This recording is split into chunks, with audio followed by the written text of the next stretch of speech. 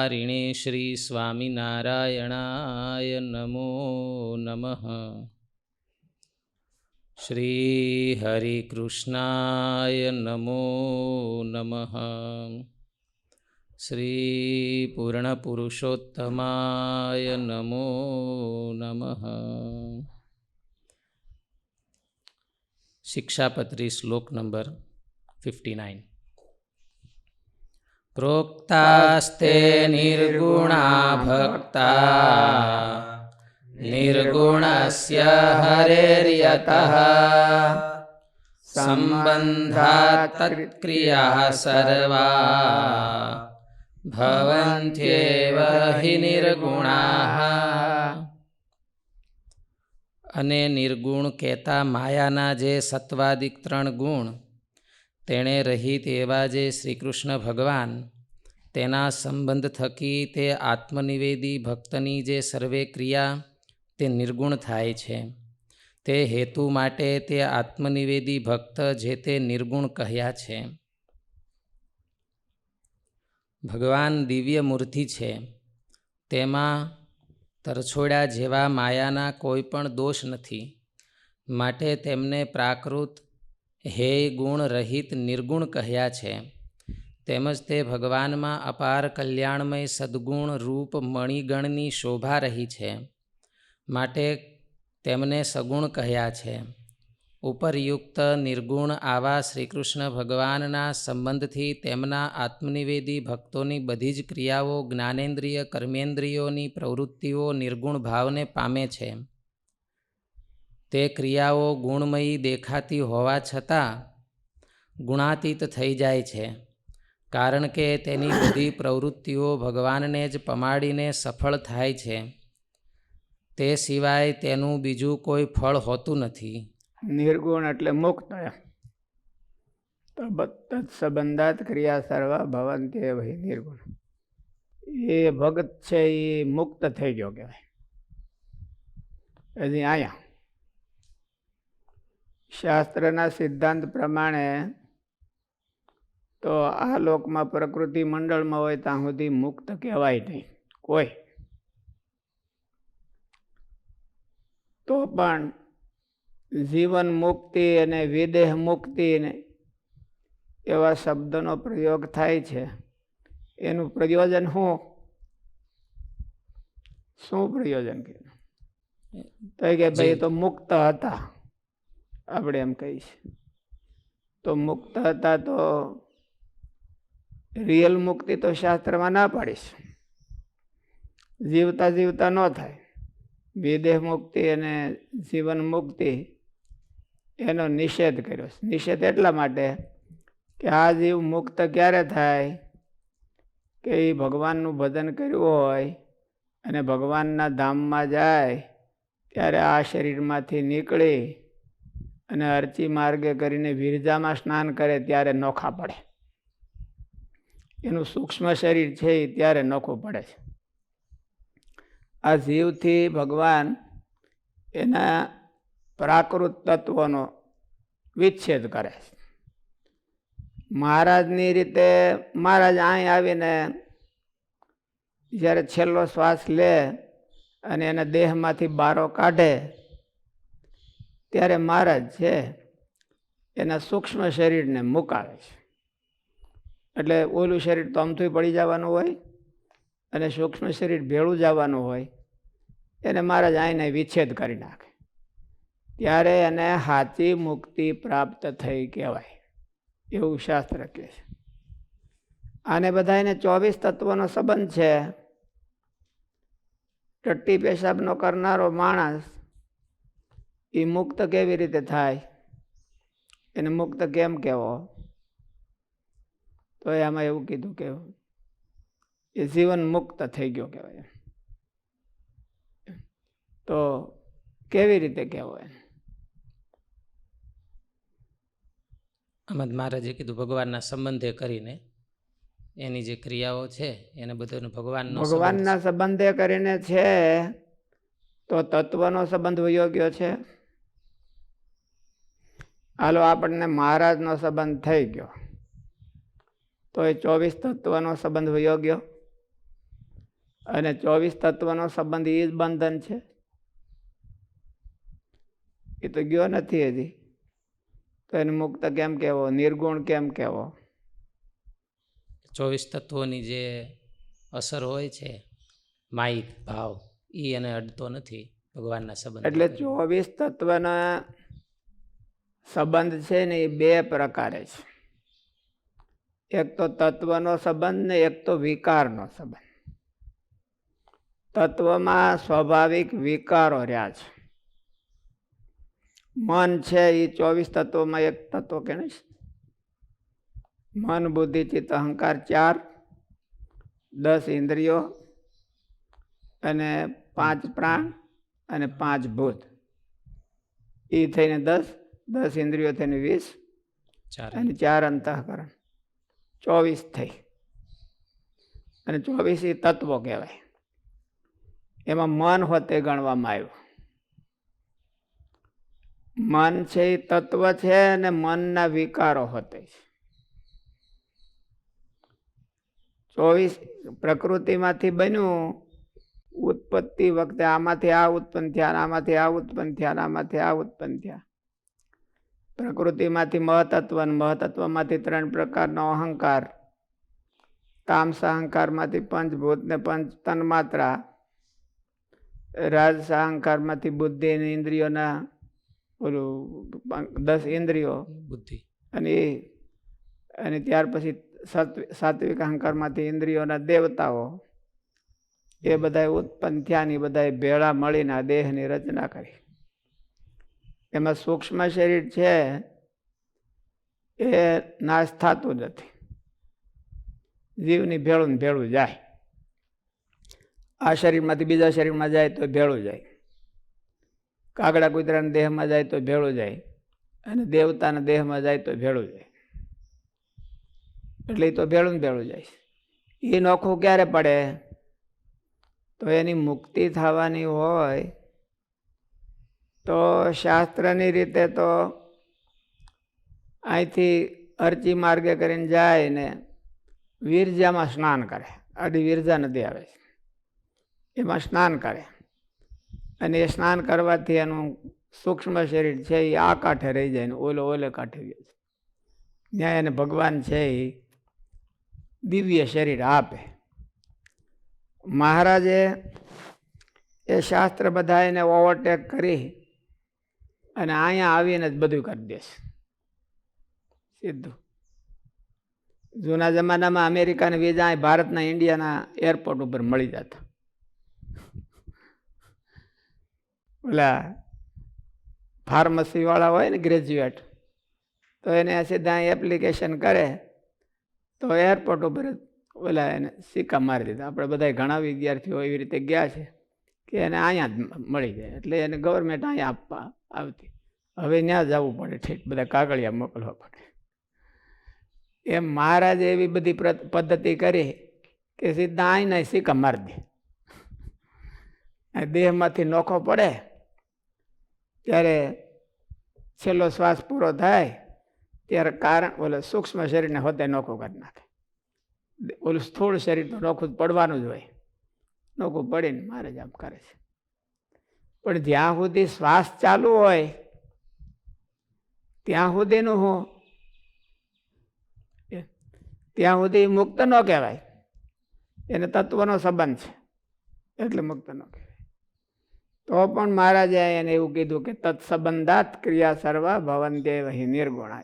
એ મુક્ત થઈ ગયો છે, એની બધી ક્રિયાઓ નિર્ગુણ છે, બંધનરૂપ નથી. બંધનરૂપ નથી એટલે મુક્ત થઈ ગયો. એટલે તત્વોનો સંબંધ અને તત્વોના વિકારોનો સંબંધ. મનના વિકારો બધા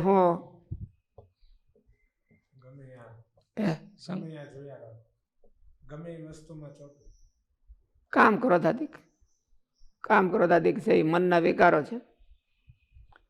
આસક્તિ, કામ, ક્રોધ એ બધા દોષો છે એ મનના વિકારો છે. મન તત્વ જુદું અને મનના વિકાર જુદા.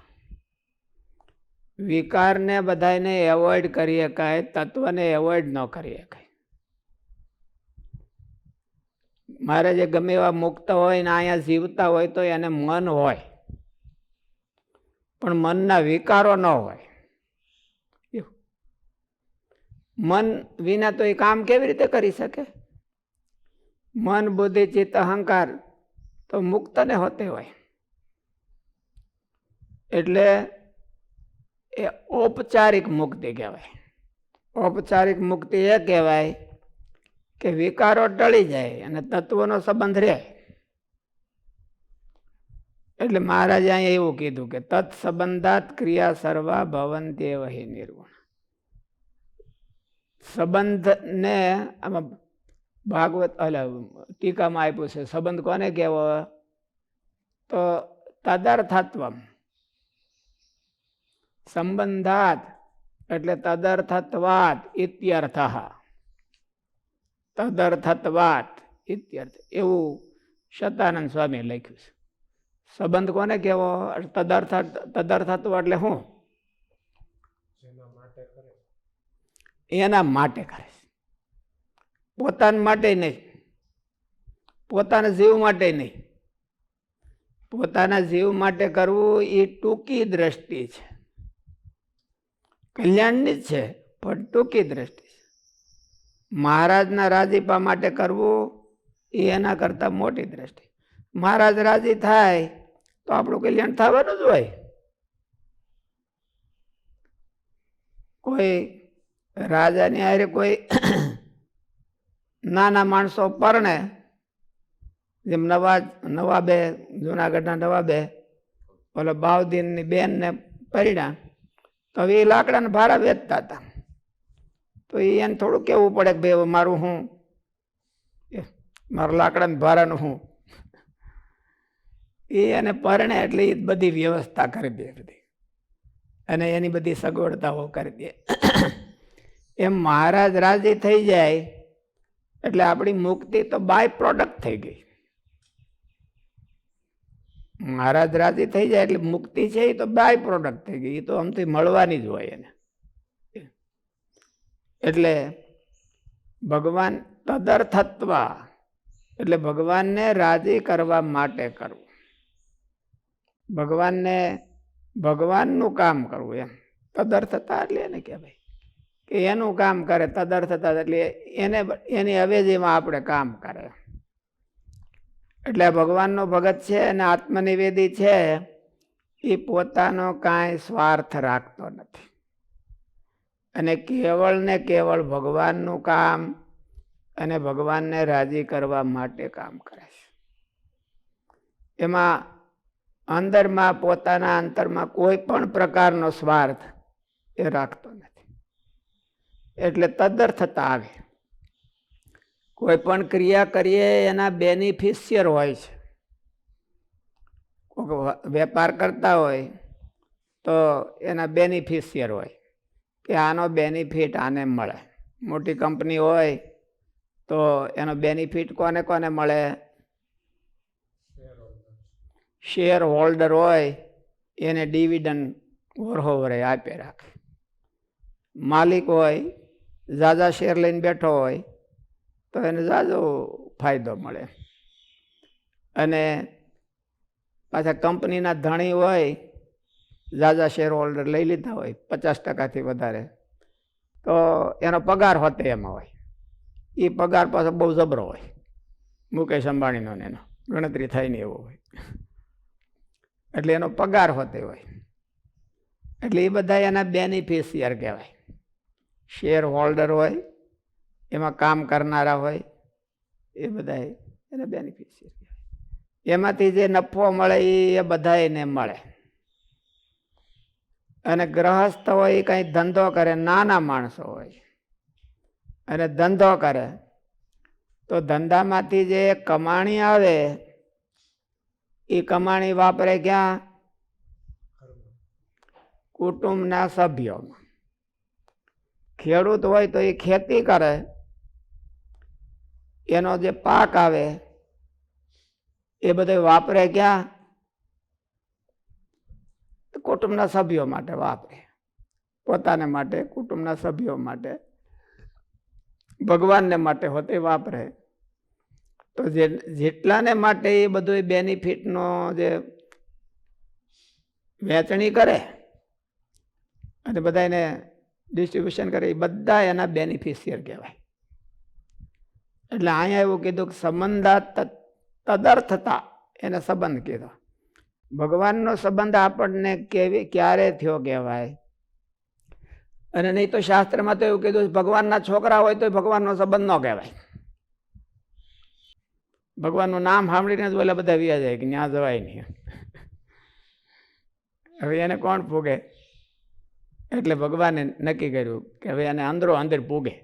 કોઈ ન પૂગે એને એના છોકરાઓ પૂગે, સાધુ નહીં એના શિષ્યો પૂગે એમ, અને પેટ પૂગે.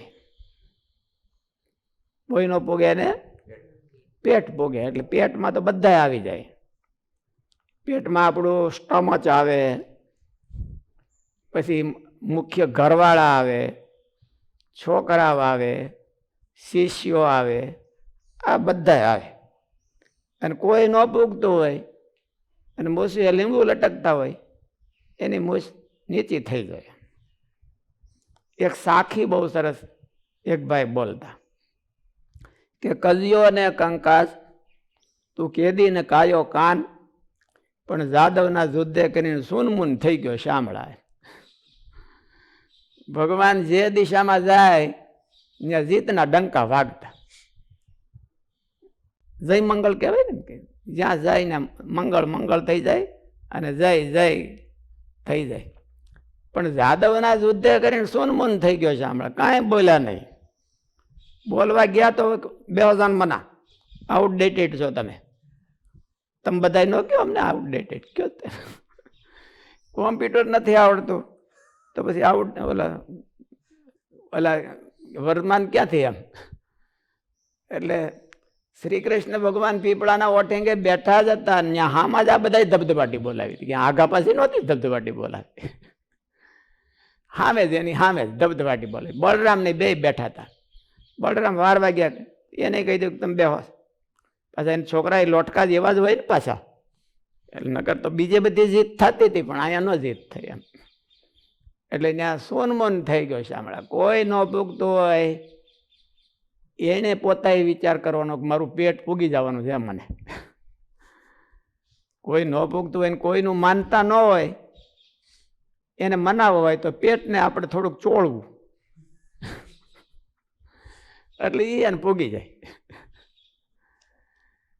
એટલે ભગવાન છે એને આ બધા એને ઓલું કરી દીધું. એટલે એને અર્થે કરવું. ભગવાનને અર્થે કરે તો એ નિર્ગુણ થઈ ગયો કહેવાય. અને ભગવાનને અર્થે ત્યારે કરી શકે કે તત્વના વિકારો તમામ છોડે ત્યારે. આપણા મનના દેહના એ વિકારો છોડે નહીં ત્યાં સુધી તદર્થતા આવે નહીં. વિકારો હોય તો વિકારો પહેલા પૂરા કરવા પડે. આપણને પેટમાં દુખતું હોય તો પછી આપણે ભક્તિ કરીએ કે પેટમાં દુખે એનું કંઈક ઈલાજ કરીએ. એટલે ફિઝિકલ વિકારો હોય કે માનસિક વિકારો હોય એ બધા એવા છે કે પહેલા પોતાનો ભાગ માગે. એટલે ત્યાં સુધી તદર્થતા ન થવા દે, ભગવાનને માટે ન થવા દે, સંપૂર્ણ ન થવા દે. પછી આપણે એમાંથી કાઢીને નાખી દઈએ તો વાત જુદી છે. થોડોક ભાગ નાખી દઈએ ભગવાનને માટે તો એ વાત જુદી છે, પણ તદર્થતા આવવા ન દે. એટલે તદર્થતા તો આવી જાય તો એ મુક્ત થઈ ગયો કહેવાય. તદર્થતાનું વધારે આગળ સ્વરૂપ હોય તો તત્ સુખે સુખી ને તદ દુઃખે દુઃખી. તત્ સુખે સુખીત્વ અને તદ દુઃખે દુઃખીત્વ.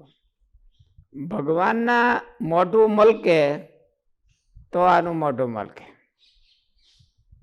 અને ભગવાનનું મોઢું જો ઓલું થઈ જાય તો આનું મોઢું ઓલું થઈ જાય. દિલીપ રાજાની વાત આવે છે ને ઓલા રઘુવંશમાં, એ ગાય જ્યાં ફરે ગાય બેહે તો એ બેહે, ગાય ઊભી રહે બેહે નહીં. ગાય પાણી પીવે તો જ પાણી પીવે, ગાય હુવે તો જ પછી હુવે, ગાય ઉઠી જાય એને પેલા ઉઠી જાય, તૈયાર થઈ ગયું હોય. એટલે આમાં ઓલા ધર્મો આવ્યા હતા ને, આત્મનિવેદનના ધર્મ હતો, એ ગાયનો આત્મનિવેદ્ય હતો. દિલીપ રાજા અતિ ગાયનો આત્મનિવેદ્ય, એને પૂછ્યા વિના કાંઈ કરે નહીં. એટલે એમ ભગવાન છે એને તદર્થ, ભગવાનમાં માણસને તદર્થતા આવે ત્યારે એ નિર્ગુણ થઈ ગયો કહેવાય, એ મુક્ત થઈ ગયો કહેવાય. એટલે મુક્તિ છે એ આ લોકમાં જ્યારે માણસ જીવતો હોય ત્યાં સુધી લિમિટેશન હોય. લિમિટેશન હો માનસિક હોય, માનસિક બ્રહ્મરૂપ થાય, ફિઝિકલ ન થાય. ફિઝિકલ તો ભગવાન છોડાવે એને ધામમાં લઈ જાય ત્યારે એમાંથી નોખો પાડે, એની ભગવાનથી જ નોખો પડે. પોતાની મેળે ગમે એવો હોય તો નોખો પડી શકે નહીં, વિકારોથી નોખો પડી શકે. એટલા મહારાજે કીધું, ઓલું મુક્તાનંદ સ્વામી કીધું કે સુખ સંકાદિકને માર્ગે આવેલા છે એટલે ભગવાન કોરાજી થાય એવું કોઈ કામ કરવું નથી. એટલે મહારાજે એને સીધું ટાઇટલ આપી દીધું કે તમે મુક્ત થઈ ગયા. આ તમારો જે વિચાર છે એ 3 ગુણથી પર છે અને બ્રહ્મરૂપ છે એટલે મુક્ત છે. એટલે અંતરના વિકારો જે ખાળી શકે એ મુક્ત કહેવાય, એ ટેમ્પરરી મુક્ત કહેવાય, ઔપચારિક કહેવાય. રિયલ તો મરવા ટાણે જ થાય, પણ અંતરના વિકારો જો ટાળી ન શક્યો તો મરવા ટાણી ન થાય. એટલે મરવા ટાણે થવા પહેલા આ અંતરના વિકારો, આ તત્વના વિકારો છે એનાથી રહિત થવું છે, અને તો જ એ ભગવાનની તદર્થતા કરી શકે. નકર થોડી ઘણી કરી શકે, જેટલા વિકારો હોય એને પહેલા પૂરું કરવું પડે. ગ્રહસ્થના ધર્મમાં એમ તો એમ જ કીધું છે, દાન દેવું હોય તો પછી દેવું, પેલા છોકરા બૈરાઓને સંભાળવા, એની ઓલી રિક્વાયરમેન્ટ પહેલા પૂરી કરવી પડે ને, અને પછી દાન દેવું. એ ભૂખ્યા હોય અને દાન દેવું, એવા તો કોઈક વિરલા ભક્તો હોય ને પાછા હોય બહુ સાહસી તો કરી નાખે, પણ હેરાન થાય પાછા. એટલે એવું ન કરવું, એવું શાસ્ત્રમાં કીધું. એટલે આ બધા શરીરના વિકૃતિઓ છે, 24 તત્વોની વિકૃતિઓ, એ દૂર ન થાય ત્યાં સુધી મુક્તિ ન ગણાય. અને એ દૂર થઈ જાય, જો એની વિકૃતિઓ દૂર થઈ જાય, સંબંધ તો તત્વનો સંબંધ તો છેલ્લા શ્વાસે થાય, મહારાજ કરાવે છેલ્લા શ્વાસે. અને મહારાજના આશ્રિત ન હોય તો ઠેઠ વીરજામાં સ્નાન કરે તેથી થાય. ત્યારે તત્વોનો સંબંધ વિચ્છેદ થાય છે, અને તત્વોનો સંબંધ વિચ્છેદ થાય ત્યારે મુક્તિ થઈ કહેવાય. ત્યાં સુધી મુક્તિ ન થઈ કહેવાય. એ બધી કહેવાતી હોય તો ઔપચારિક કહેવાય, રિયલ નહીં. એટલે તત્વોનો સંબંધ વિચ્છેદ થવો જોઈએ. પણ તત્વોનો સંબંધ વિચ્છેદ જલ્દી થાય નહીં તો વિકારનો વિચ્છેદ થઈ જવો જોઈએ, તો વાંધો નહીં. એટલે તત્વોના જે વિકારો હોય, સ્થૂળ શરીરના વિકારો અને સૂક્ષ્મ શરીરના વિકારો, એને દાબે અને ભગવાનની ભક્તિ કરે તો એ મુક્ત થઈ ગયો કહેવાય. એ મેન્ટાલિટી છે, મેન્ટલ બ્રહ્મરૂપ થઈ ગયો કહેવાય. અને મેન્ટલ બ્રહ્મરૂપ થઈ ગયો હોય એ જ પછી રિયલ બ્રહ્મરૂપ થાય છે, અને એની જ રિયલ મુક્તિ થાય છે. જ્યાં સુધી મેન્ટલ ન થયો હોય ત્યાં સુધી મરે તો પણ મુક્તિ થાય નહીં. અને આને પછી વાટ જોવાની, મેન્ટલ થઈ ગયો હોય તો આને વાટ જોવાની કે જ્યારે શરીર પડે એટલે આપણે ભગવાનના ધામમાં, એવું છે. આવા જે મુક્તો હોય આવા જીવન દેહ છતાંય, તો દેહ પદાર્થ ઇન્દ્રિય અને અંતઃકરણ એને બધાને યોગે કરી અને એને વિકાર થતા હોય એવું તો જણાય, કારણ કે એ તત્વોનો સ્વાભાવિક ગુણ એવો છે. તો પછી એ વિકારોને અવોઇડ કરે છે કે ઈ અહીંયા ત્યાગ કરે છે? અહીંયા એનો અર્થ એવો થયો કે ભગવાનને ભગવત પરાયણ થવામાં એને નડી ન શકે. અને જનરલી વિચાર કર્યો હોય તો ભગવાનની આજ્ઞા પાળવામાં એને નડી ન શકે. મહારાજે કીધું કે તત્વનો સંબંધ છે ત્યાં સુધી એ વિકાર તો પોતામાં હોય. એ પોતામાં હોય એટલે એનો અર્થ શું કર્યો કે શરીર નિભાવવા માટે વિકૃતિ જરૂરી છે અને ભૂખ લાગવી જરૂરી છે. ભૂખ લાગવી એ તત્વનો વિકાર છે, જીવનો વિકાર નથી. પછી ઊંઘ આવવી, આ બધા જે શરીરના બધા ઝાડા પેશાબ એ બધા શરીરના વિકારો છે. તો એ શરીરના વિકારો તો હોય.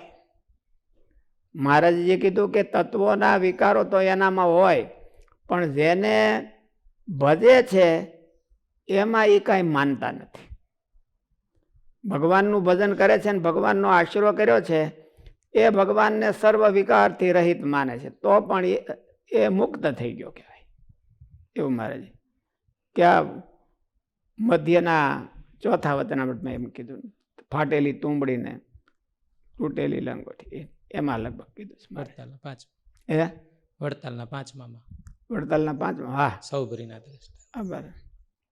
એટલે એનો અર્થ એવો થયો કે ભગવાનને તો એ અતિ નિર્દોષ માને છે. પોતામાં વિકાર હોય, પોતામાં વિકાર હોય એટલે કામ ક્રોધાદિક હોય એવું ન માની લેવું. પોતામાં વિકાર હોય, મહારાજે એવું કીધું, એનો અર્થ એવો છે કે શરીર નિભાવના વિકારો હોય. એને ભૂખ લાગે, તરસ લાગે, એને ટાઈટ લાગે, એને તડકો લાગે, એને હોવા જોઈએ, ખાવા જોઈએ, ઝાડા પેશાબ કરવા જોઈએ, આ બધા શરીરના વિકારો છે. એ વિકારો મુક્તિમાં બાધક નથી. કામ ક્રોધાદિક વિકારો જ મુક્તિમાં બાધક છે. ઓલા તો મહારાજે કીધું કે જ્યાં સુધી નારદાદિક છે એ લાંબો કાળ સમાધિમાં રહે છે, પણ સમાધિમાંથી પાછા આવે તો એને પંચ વિષય ભોગવવા પડે છે. મહારાજે સૌભરી અને દુર્વાસાદિકને મુક્તો કીધા, હા, એ એનું કેમ સમજવું? એટલે એ પછી મરવા ટાણે થઈ ગયા હોય. એટલે જીવે ત્યાં સુધી બધાને હેરાન કરે અને પછી મરવા ટાણે થઈ ગયા. કારણ કે ભગવાનને માટે એને કર્યું હોય એટલે ભગવાન એનું એટલું રાખે. અને ભગવાન માટે જો સાચા ભાવે કર્યું હોય જીવતા જીવતા, તો હજી કદાચ ને એના વિકારો ન ગયા હોય તો ભગવાન અંતકાળે એના વિકારો મુકાય. કારણ કે ભગવાન માટે કર્યું ને એટલે ભગવાનની જવાબદારી થઈ ગઈ કે મારા માટે કોઈક કરે તો હું પણ એ કોઈથી ભૂલતો નથી. એટલે એને સાચા ભાવેથી કર્યું હોય અને વિકારને પૂગી ન શક્યો. કારણ કે વિકાર જવા એ કઈ એમને તો કઈ સંકલ્પ કરે તો વ્યા જાય છે એવું તો નથી. એટલે વિકારને પૂગી ન શક્યો તો ભગવાન જેનો આશરો કર્યો છે એ ભગવાન એ જોવે કે આની ઈચ્છા બરોબર જીવની, આને જીવમાંથી ઉઠે છે કે મારે આને પર થવું છે અને એને મારા માટે કર્યું છે ઘણું, માટે હવે એને હું મુકાવું. એટલે ભગવાન એવું મહારાજે કીધું કે ભગવાન સંકલ્પ કરે અથવા તો એવા મોટા પુરુષ સંકલ્પ કરે તો તત્કાળ એ વિકારથી રહિત થઈ જાય છે અને મુક્ત થઈ જાય. એટલે ભગવાન એને અંતકાળે મુકાવીને લઈ જાય છે. એ બધાય કામ ક્રોધાદિક વિકારો હોય તો પણ એને મુકાવીને લઈ જાય. પણ એ વિકારો પહેલા જાય અને પછી તત્વોનો સંબંધ જાય અને ત્યાર પછી મુક્ત થાય. મહારાજે અહીંયા જીવતા જીવતા કહી દીધા એને, તત્સંબંધાત ક્રિયા સર્વા ભવન્ત્યેવ હિ નિર્ગુણા. એટલે ભગવાનના સંબંધથી આ ભક્તની ક્રિયા છે એ બધી નિર્ગુણ છે. એટલે એનો અર્થ એવો છે એ મુક્ત છે.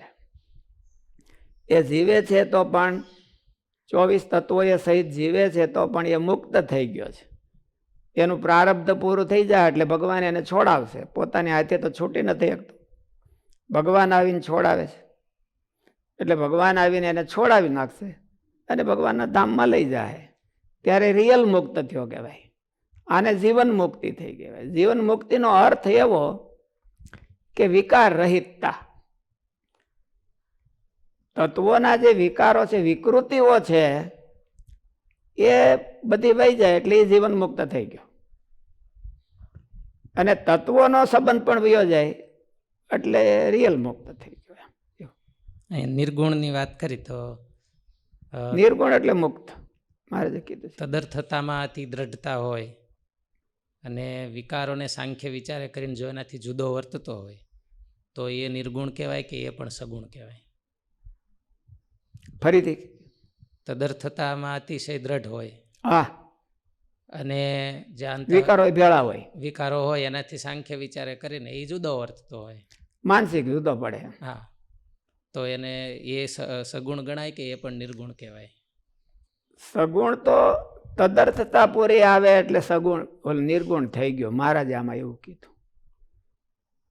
મહારાજે બીજા વચનામૃતમાં હોતે એવું કીધું કે ભગવાન છે જેનું ભજન કરે છે એ ભગવાનને અત્યંત નિર્દોષ સમજે એટલે આ પણ નિર્દોષ થઈ ગયો.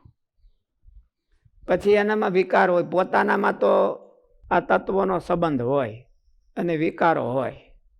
વિકારો હોય ને અમારે જે હોયનો અર્થ તો એવો કહેવાય કે ઓલા કામ ક્રોધાદિક વિકારો હોય એવું નહીં, પણ શરીરની વિકૃતિ, ફિઝિકલ વિકૃતિઓ બધી હોય તો પણ એ મુક્ત કહેવાય. અને એમ જો ન માનીએ તો આ બધા મુક્તિની વાતો છે એ મહારાજ કે ફીટ ન બેસે, એનું સમાધાન ન થાય. શાસ્ત્રોમાં મુક્તિની વાતો લખી છે કે આ મુક્ત થઈ ગયા ને આ મુક્ત હતા ને આ આવા, તો એ બધા શાસ્ત્રોના શબ્દો ખોટા પડે. એટલા માટે મહારાજે એવું કીધું કે જેને ભજવા છે, જેનું ભજન કરે છે, એને અત્યંત માયાના સંબંધથી એપાર્ટ માને, એ જુદા માને. અને માયાનો સંબંધ એને છે જ નહીં, માયામાં આવ્યા તોય, એટલે એ મુક્ત થઈ ગયો. પછી પોતામાં તો હોય, મહારાજ એવું કીધું, પોતામાં હોય એટલે શરીર નિભાવ પૂરતા હોય. જે શરીરના જે ધર્મો છે એ બધા પોતામાં હોય તો પણ ભગવાનને એનાથી પર માને છે. ભગવાન જમતા હોય તો બ્રહ્મસૂત્રમાં શું આવ્યું હતું?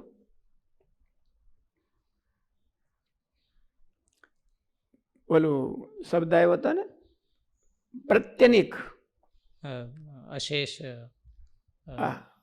ભગવાન ભૂખ લાગી હોય અને અત્યારે ભૂખાળવા થઈને ખાતા હોય તો પણ એ ભગવાન કેવા છે? ભૂખથી પ્રત્યનિક છે. એ ભૂખનો વિકાર એના સ્વરૂપને અડતો જ નથી. ભૂખનો કોઈ પણ ભગવાન ક્રિયા કરે તો એ ક્રિયાથી ભગવાનનું સ્વરૂપ અત્યંત પ્રત્યનિક છે.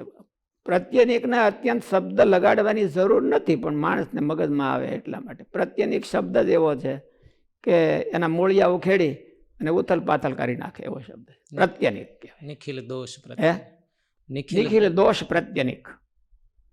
એટલે ભગવાનમાં આવી ક્રિયા દેખાતી હોય, ખાવું પીવું, ઇવન કામ ક્રોધાદિક હોતે દેખાતો હોય, મારું તારું કામ ક્રોધ, આ બધા મહારાજે વર્ણન કર્યા છે ને કે ભગવાનમાં આવું દેખાય.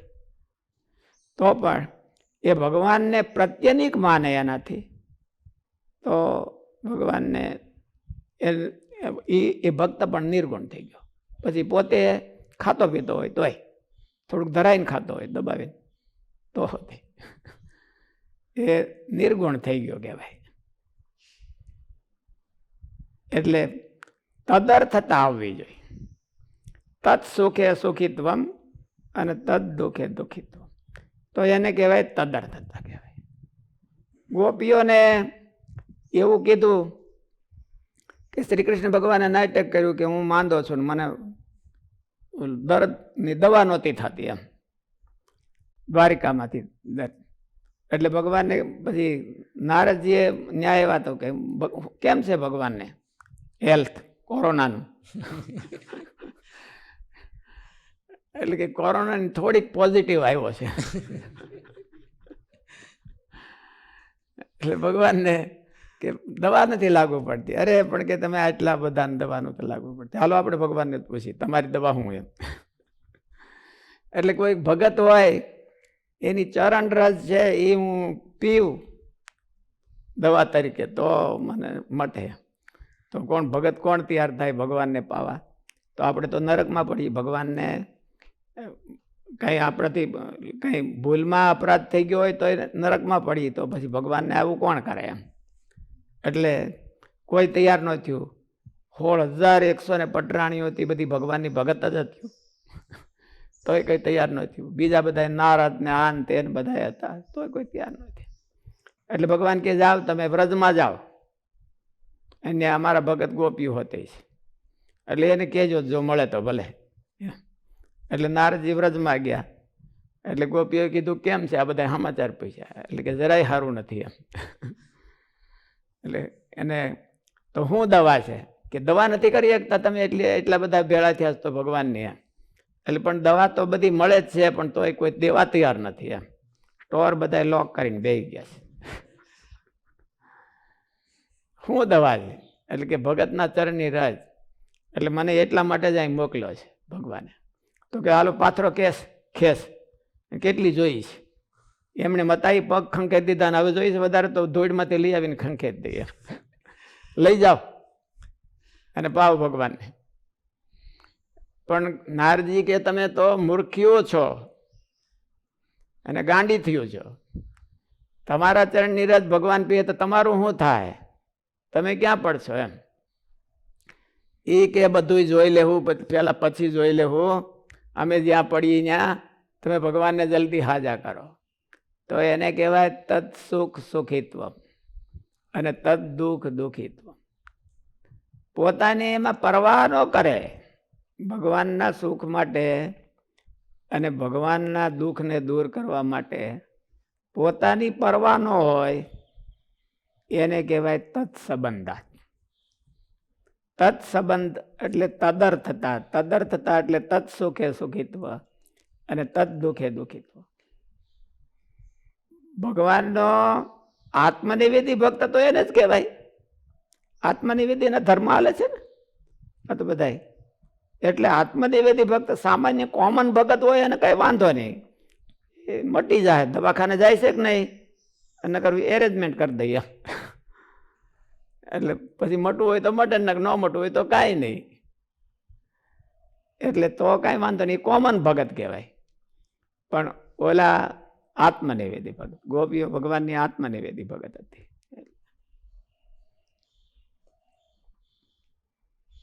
સ્વામીનો પ્રશ્ન છે કે ગૃહસ્થો અને સંતોને ભગવાનને અર્થે ક્રિયા કેમ કરવી? ભગવાનને અર્થે ક્રિયાનો અર્થ એવો થાય કે ભગવાન આ પૃથ્વી ઉપર આવ્યા હોય ને શું કરવા આવ્યા હતા એવું આપણે નક્કી કરીને આપણે શું છે એવું કરવા માંડવાનું, જેને આપણે મિશન કહીએ છીએ. ભગવાનનું મિશન કાર્ય છે. ભગવાન દરેક અવતાર છે એ પોતાનું મિશન લઈને આવતા હોય છે. પોતાનું મિશન કાર્ય લઈને આવતા હોય છે. રામ ભગવાન આવ્યા હતા પૃથ્વી ઉપર તો પોતાનું મિશન કાર્ય લઈને આવ્યા હતા. શ્રી કૃષ્ણ ભગવાન આવ્યા હતા તો એને તો ગીતામાં એવું જ કીધું કે પરિત્રાણાય સાધુનામ વિનાશાય ચ દુષ્કૃતામ ધર્મ સંસ્થાપનાર્થાય સંભવામી યુગે યુગે. દુષ્ટોનો વિનાશ કરવા માટે અને ધર્મની સ્થાપના માટે મારે અહીંયા પૃથ્વી ઉપર આવવાનું થાય છે અને હું આવ્યો છું. શ્રી કૃષ્ણ ભગવાને એવું કીધું. એટલે દુષ્ટોનો વિનાશ કરવો એ ભગવાનનું મિશન હતું અને ત્યારે ધર્મની સ્થાપના થાય. એટલે એમાં વધારે અર્જુન કાયમ આવ્યો. એટલે અર્જુને પરમાત્માના મિશનનું કાર્ય કર્યું કહેવાય. અને શાસ્ત્રો પણ બધા એવું જ કહે છે. શ્રી કૃષ્ણ ભગવાન પણ એનાથી બહુ રાજી થઈ ગયા અને અર્જુન છે એ નર ભગવાન ગણાણા, જે શ્રી કૃષ્ણ ભગવાનની તુલ્ય મહત્વને પામી ગયા. એટલે અર્જુનની એટલી બધી મહત્તા વધી, શેને લઈને વધી?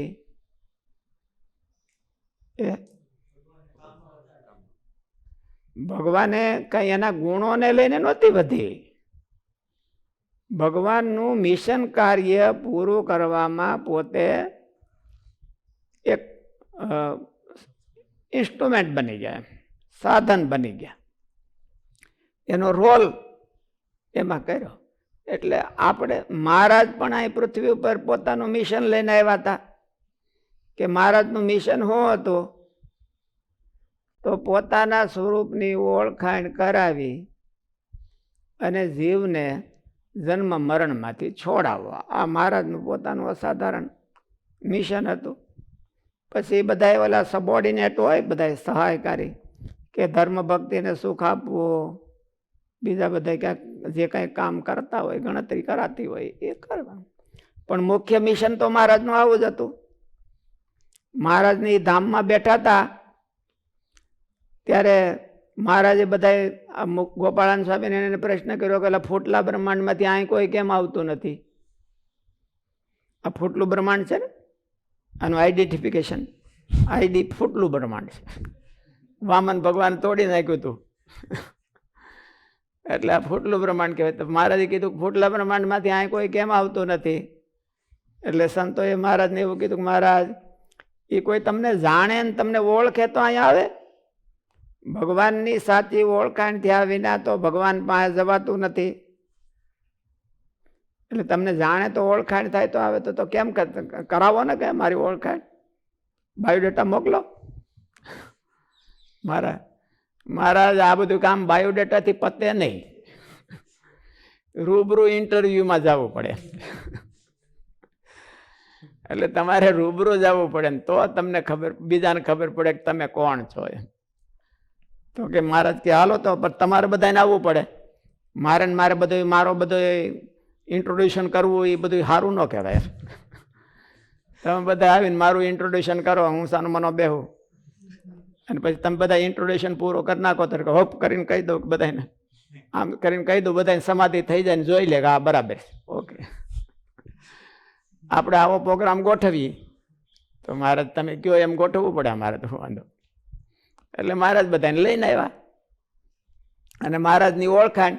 એટલે મહારાજ ધામમાં હતા ત્યારે જ આવું મિશન નક્કી કર્યું હતું કે મારા સ્વરૂપની ઓળખાણ કરાવી અને જીવને જન્મ મરણમાંથી છોડાવવા. અને એ મિશન તો મહારાજ લઈને આવ્યા હતા અક્ષરધામમાંથી, પણ ગયા ત્યારે બધું લઈને ભેળું લઈને પાછા ન વયા ગયા. એ મિશન તો આઈને મૂકતા ગયા. એટલે ચોકમાં મૂકતા ગયા કે જેને સેવા કરવી હોય એને કરજો. એ મિશનમાં જેને સેવા કરવી હોય એને બધાને છૂટી છે. અને ભગવાનનો રાજીપો છે એમાં ભગવાન પોતે રાજી થાય. એમાં કાંઈ કોઈને વાયા મળ્યા નહીં, પોતે જ થાય રાજી. એટલે અટાણે કરવું હોય તો આવું થાય. એ ભગવાનનું મિશનનું કાર્ય છે. ભગવાનના સ્વરૂપને ઓળખાવું, મહારાજના સ્વરૂપને, અને મહારાજમાં જીવને જોડવા, અને એને માટે મહેનત કરવી. શાસ્ત્રીજી મહારાજે આ કર્યું એ એટલા માટે જ કર્યું હતું, ગુરુકુળ કર્યું હતું એ એટલા માટે જ કર્યું હતું કે મહારાજના મિશનને. શાસ્ત્રી જેમ અર્જુનને પોતાનું પ્રાઇવેટ મિશન નહોતું, એ શ્રી કૃષ્ણના મિશનમાં કામ કરતો હતો, એમ શાસ્ત્રીજી મહારાજને પોતાનું પ્રાઇવેટ મિશન નહોતું, એ મહારાજના મિશન માટે આ કર્યું હતું એને. એટલે એવું આપણે કરી તો થાય. આપણે પણ મહારાજના રાજ્ય તદર્થતા કહેવાય એને.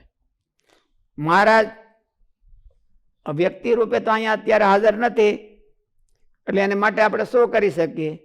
પણ એના મિશન માટે કરવું એ મહારાજ માટે કર્યું કહેવાય. મોટા પુરુષોને પોતાનું મિશન પોતાના કરતાં પણ વધારે વાલું હોય છે. જેમ ગોંડલ બાપુનું શાસ્ત્રીજી મારા દ્રષ્ટાંત દેતા કે ગોંડલ પહેલું અને ભગવતસિંહજી પછી.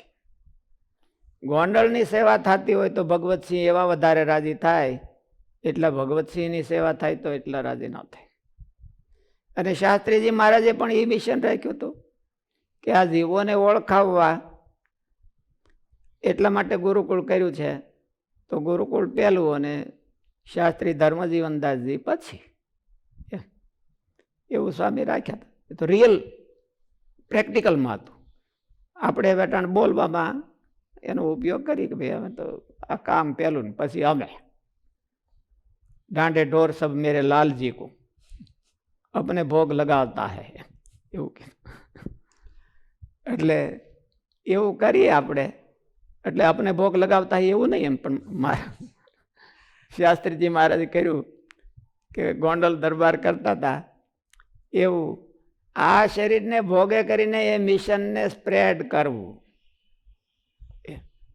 આપણા ભોગે કરીને એ મિશનને સ્પ્રેડ કરવું, તો આપણે મહારાજની સેવા કરી કહેવાય, તદર્થતા કહેવાય. તદર્થતા.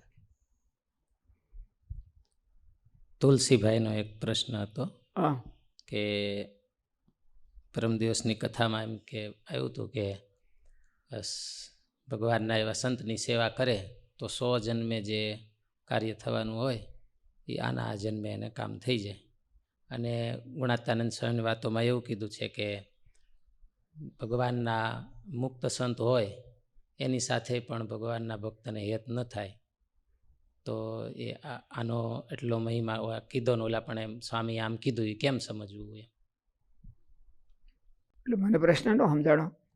મુક્ત સંત હોય તો ભગવાનના એમ કે ભક્ત હોય અને ભગવાનના સંત હોય મોટા, એમાં પણ એને પ્રીતિ ન થાય, હેત ન થાય. ભગવાનમાં હેત થાય એવું હેત એને એમાં ન થાય એમ. ભગવાનમાં હેત થાય અને મુક્તમાં હેત ન થાય ન કરવું એમ. હા, ભગવાનમાં જેવું હેત કરવું એવું મુક્તમાં પણ ન કરવું. એ તો મહારાજે કીધું છે ને. ગુણાતીતાનંદ સ્વામી વાતોમાં પણ કીધું છે. ગુણાતીતાનંદ સ્વામીએ તો મોટે ભાગે આ ફેવર કરી છે, સાધુમાં હેત કરે. ભગવાનના એકાંતિક સાધુમાં હેત થયા વિના મહારાજમાં હેત થાય નહીં એવું મોટે ભાગે ફેવર કરી છે. કોઈ જગ્યાએ કીધું હોય તો મહારાજે સ્વામીએ એટલું જ કીધું કે પોતામાં જોડે એ અસંત ને ભગવાનમાં જોડે એ સંત, એટલું કીધું. એવું કીધું છે પણ મહારાજે વચનામૃતમાં અંત્યના હોળમાં એવું કીધું કે ગમે એવા મુક્ત સંત હોય તો પણ એમાં હેત થાય નહીં, એને પતિવ્રતાની ભક્તિ છે. એટલે મહારાજનો તાત્પર્ય એવું છે કે ભગવાન જેવું હેત એમાં ન થાય. પણ સાધન દશામાં તો મહારાજ કરતાં પણ એને જો સાચા સંત હોય અને મહારાજે અંત્યના 35મા વચનામૃતમાં કીધું એવા જો હોય તો મહારાજે એવું કીધું કે એની સેવા કરવાથી ભગવાનની સેવા થાય છે અને એ જ સાધન દશાવાળાને હેલું પડે ભગવાનની સેવા. દાખલા તરીકે શાસ્ત્રીજી મહારાજે તો પોતે બુદ્ધિશાળી હતા એટલે એણે આવું મિશનનું વિચાર્યું કે મહારાજના મિશનને એક બુદ્ધિથી પકડી અને એમાં કામ કરવું. પણ બધાયની બુદ્ધિ એવી હોય નહીં, બધાને એટલું બધું સૂઝે નહીં. અને આ કળિયુગમાં વાતાવરણ ડોળાઈ ગયેલું હોય ને એમાંથી મહારાજનું મિશન ક્લિયર પકડવું એ બધાની કેપેસિટીનું વાત નથી. એટલે એને તો હેલી વાત તો એ જ છે કે કોઈ ભગવાનના એવા સાચા ને પ્યોર ભગત હોય તો એની હારે જોડાઈ જવું એ જ છે. એટલે મહારાજે જે કીધું છે એ સિદ્ધાંતની વાત છે. સિદ્ધાંત શું છે કે ભાઈ સિદ્ધાંત છે પતિવ્રતા સ્ત્રી હોય એને પતિની હારેનો નાતો છે, બીજે નહીં. છતાંય મા બાપની મહેમાનની સેવા પતિ કરતા પણ વધારે કરે તો પતિ રાજી થાય. એ ન્યાયે ભગવાનના અતિ ઉત્તમ ભગત હોય એની સેવા કરે તો ભગવાન વધારે રાજી થાય. પણ સંબંધ ઓલો છે કે ભગવાનને રાજી કરવાનો. મુક્ત સંત હોય ને એની હારે આત્મબુદ્ધિ કરવામાં પણ ટાર્ગેટ ઓલો છે કે ભગવાનને રાજી કરવાની. આને વરી જવાનો નથી, આને વરી પાણી જવાનો નથી. વરી તો પાણી એકવાર ઓલાને થયા છે, પછી આ બાકીના તો બધાની સેવા કરવી એ ઓલાને રાજી કરવા માટે કરવી. એવા ભાવથી મહારાજે મુક્ત સંતમાં હેત ન થાય એવું મહારાજે કીધું. પણ બાકી તો બધી મહારાજે જે કીધું કે સત્સંગ કોને કહેવો તો યસ્યાત્મ બુદ્ધિ કુણપેત્રી ધાતુ કે સ્વધિ કલત્રા દિશુ ભૌમ યજ્યતિ યતીર્થ બુદ્ધિ સલિલે ન કરહિચિત જનેશ્વ ભિગ્નેશુ સએવ ગોખરા. મેં એવું કીધું કે જનેશુ ભિગ્નેશુ સએવ ગોખરા, એને એવા પુરુષમાં આત્મબુદ્ધિ થઈ. નકર એમ ન કીધું હોત કે ભગવાનમાં આત્મબુદ્ધિ, ભગવાન નંબર પેલો ચોઈસ તો ભગવાનનો જ કહેવાય, પણ એવું નથી કીધું, આને જ કીધું. ઓલા બધાને ત્રણને મૂકીને આને કીધું છે, ભગવાનને મૂકીને આને કીધું છે. જનેશ્વ ભિગ્નેશ, મહારાજે એવું લખ્યું હોય છે, કદાચ શબ્દો બોલ્યા છે, પણ વ્યાસ ભગવાને તો જનેશ્વ ભિગ્નેશુ સએવ ગોખરા એવું કીધું છે. આને સત્સંગ કહેવો એમ, કે આવા પુરુષમાં એને હેત થાય. ત્યાં કોઈને કરતા કોઈને ભેળાઈ લીધા નથી. મહારાજે જ્યાં જ્યાં સાધુઓમાં હેત થાય એમાં ક્યારેક ક્યારેક ભેળા લીધા હોય. ભગવાનને ભગવાનના ભગત એવું લીધું. પણ આ શ્લોકમાં તો એને નથી લીધું, ભગવાનને લીધા નથી, આને જ લીધા છે, એકને જ, કે આમાં હેત થાય અને ન થાય તો બળદિયો ને ગધેડો, અને આમાં હેત થાય તો મુક્ત, પૂરું થઈ ગયું, એવું જ લીધું છે. એટલે વિશુદ્ધ ભગવાનના ભગત હોય અને વિશુદ્ધ ઈરાદાવાળા હોય તો એમાં જોડાઈ જાય તો મહારાજ કે 100 ગણું પુણ્ય થાય છે, એવું કીધું છે. 100 ગણું પુણ્ય થાય, પણ એનો ઈરાદો વિશુદ્ધ હોવો જોઈએ. અંદરથી બગડેલા હોય, હિડન ઈરાદા બોદા હોય તો 100 ગણું પુણ્ય ન થાય, જાય થોડું ઘણું આપણું હોય જાય, એટલે એ સાચા હોય એટલે જાય. એટલે આપણે ઘણી વખત કહીએ છીએ કે સાધુમાં કેવી રીતે જોડાવવું, તો એ જેટલા ભગવાનમાં જોડાણા હોય એટલા જોડાવો. એ 50% ભગવાનમાં જોડાણા હોય તો આપણે 50% જોડાવું. પછી આપણે 100% જોડાઈએ તો આપણા 50 છે એ 0, એનું ફળ ન મળે, 50નું જ મળે, કારણ કે એની કેપેસિટી 50ની હતી ને, એટલે બાકીનું વધારે થયું હોય એ બધું માઇનસ થઈ જાય. અને 50% હોય ને આપણે 25% જોડાણા હોય તો આપણે માઇનસ થાય, 25%નું માઇનસ વધારે, એટલા જ જોડાવું. એને ભગવાનની હારે સંબંધ કેવો છે, એવો સંબંધ આપણે, એટલો સંબંધ આપણે ભગવાન એ ભગતની હારે રાખવાનો. એ જો હોય 100% હોય તો પછી કઈ બહુ ચિંતા કરવા જેવું નહીં. પ્રશ્નનો ભાવાર્થ એવો છે કે ભગવાનને વિશે પ્રીતિ કરતા આનો 100 ગણો મહિમા કેમ કીધો, એમ સંતની સેવાનો અઘરો છે એટલા માટે. નરેન્દ્ર મોદીનો સત્કાર કરવો હોય તો સૌને ભાવ થાય, પણ ઓર્ડિનરી બોલે પ્લેટફોર્મ ઉપર રખડતો હોય એમાં ભાવ થાય નહીં, એમાં લૌકિક ઢાળો પણ નથી. ભગવાન એટલું મોટું, ભગવાનની એટલી મોટી હસ્તી છે કે એમાં તો દેવતાઓને ભાવના થાય છે. તો આપણે તો બધા ખડ ને તણેખલા જેવા કહેવાય, તો આપણને તો ઉડીને ભાવના થાય જ ને. ભગવાનમાં ભાવના કરીએ એમાં આપણો પુરુષાર્થ નથી, આપણો રોલ જાજો નથી, જાજો તો ભગવાનનો રોલ છે. ભગવાને સુખદેવજીએ એવું કીધું કે ઇત્થમ ભૂત ગુણો હરિહી, ભગવાન પાસે જો આવે તો એ બધાને જબરજસ્તીથી ખેંચી લે એવો ભગવાનનો રોલ છે, અને એમાં આપણો તો થોડોક જ રોલ છે. અને આ ભગવાનના ભગતમાં એવું હેત કરવા જાય તેમાં તો પૂરો આપણો રોલ પેટ્રોલિંગ કરવું પડે, ઓલાનો તો કઈ રોલ છે નહીં. એમાં તો અમુકને આપણે ભાગ્ય એવો રોલ હોય, એમાં તો એ શરીરધારી હોય બધાય, એટલે એમાં એની જાણે હેત નથી થઈ જતું, એમાં આપણે કરવું પડે છે. એ આપણા જેવા હોય છે, આપણા જેવા ખાય પીવે, ઓલા બધાય મારું તારું બધું હોય ને, અને એમાં હેત કરવું એ બહુ પ્રયાસ માગી લે છે, એટલે ભાવના માગી લે છે. અને ભગવાનમાં તો એ ભગવાનની હસ્તી જ એવી છે મોટી કે એમાં બધાને હેત થાય. કોઈ ભગત હોય તોય થાય, ન હોય તોય થાય. ભગવાનનું જ્યારે ઐશ્વર્ય બતાવે ત્યારે થવું ગોથા ખાઈ જાય, બ્રહ્માદિક ગોથા ખાઈ જાય. બ્રહ્માદિક જો ને બ્રહ્મા ઓલા વિમાનમાંથી આવીને પડીને લાકડીની ઘોડે પડ્યા, મહારાજ ભગવાનના ઓલા ચરણમાં મુગટ મીણા ઘા વાગે, મારી ભૂલ થઈ ગઈ છે. કારણ કે એ તો ભગવાનની હસ્તી એવી છે, એટલે એમાં તો બધાને હેત થાય. આમાં થાય નહીં થાય કરે છે, એટલે એ એની બહાદુરી છે, એનો વધારે પુરુષાર્થ છે એનો. એટલે એને ભગવાનને 100 ગણું પુણ્ય કીધું છે, નહીં તો ન કે. પૂરું થઈ ગયું છે. કેટલું બાકી છે? ઘણું બાકી છે, હે? જાજુ બાકી છે. સહજાનંદ સ્વામી સ્વામી મહારાજની મહારાજની જય. જય.